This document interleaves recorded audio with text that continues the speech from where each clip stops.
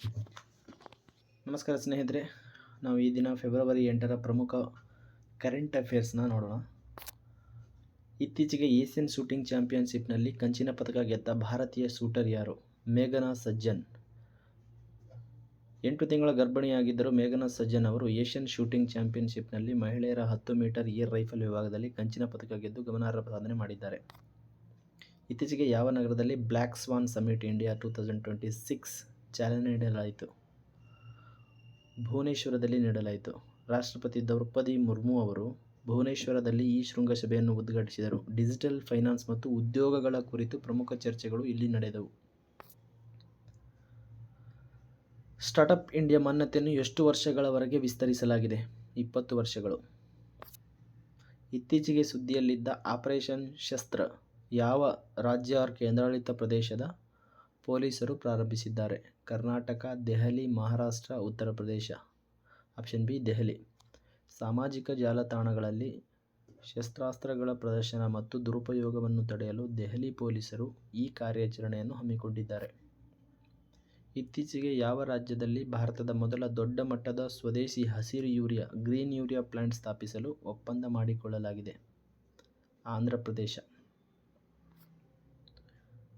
ಪ್ಲಾಸ್ಟಿಡಿಯಾ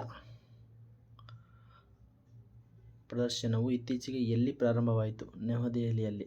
ನವದೆಹಲಿಯ ಭಾರತ್ ಮಂಟಪದಲ್ಲಿ 12ನೇ ಆವೃತ್ತಿಯ ಪ್ಲಾಸ್ಟಿಡಿಯಾ ಪ್ರದರ್ಶನ ಪ್ರಾರಂಭವಾಯಿತು. ಇದರ ವಿಶೇಷತೆ ಎಂದರೆ ಇದು ಝೀರೋ ವೇಸ್ಟ್ ಶೂನ್ಯ ತ್ಯಾಜ್ಯ ಪರಿಕಲ್ಪನೆಯನ್ನು ನಡೆಯುತ್ತಿದೆ. ಇತ್ತೀಚೆಗೆ ಕರ್ನಾಟಕದ ಯಾವ ಜಿಲ್ಲೆಯ ಬಳಿ ಟ್ರೈನಿಂಗ್ ವಿಮಾನವೊಂದು ತುರ್ತು ಭೂಸ್ಪರ್ಶ ಮಾಡಿದೆ? ಬಾಗಲಕೋಟೆ ಜಿಲ್ಲೆಯಲ್ಲಿ.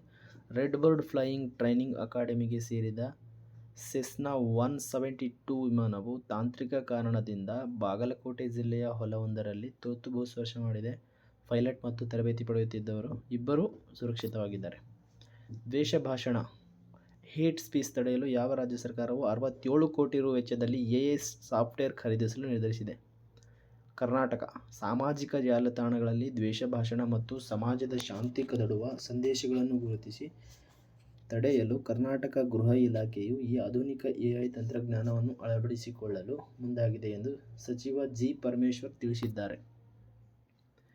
ಕೇರಳ ಸರ್ಕಾರವು ಆಕ್ರಮಣಕಾರಿ ಸಸ್ಯ ಪ್ರಭೇದಗಳನ್ನು ಇನ್ವೇಸಿವ್ ಸ್ಪೀಸೀಸ್ ಪತ್ತೆಹಚ್ಚಲು ಬಿಡುಗಡೆ ಮಾಡಿದ ಎಐ ಆ್ಯಪ್ ಯಾವುದು? ನಿಯೋಫೈಟ್ ಐಡಿ. ಮಲಬಾರ್ ಬೊಟಾನಿಕಲ್ ಗಾರ್ಡನ್ ಅಭಿವೃದ್ಧಿಪಡಿಸಿದ ಈ ಆ್ಯಪ್ ಮೂಲಕ ಕೇರಳದ ಸ್ಥಳೀಯ ಸಸ್ಯಗಳಿಗೆ ಮಾರಕವಾಗಿರುವ ಆಕ್ರಮಣಕಾರಿ ಸಸ್ಯಗಳನ್ನು ಎಐ ತಂತ್ರಜ್ಞಾನದ ಮೂಲಕ ಗುರುತಿಸಿ ನಾಶಪಡಿಸಲು ಸಹಾಯವಾಗುತ್ತದೆ. ಥ್ಯಾಂಕ್ ಯು ಸ್ನೇಹಿತರೆ.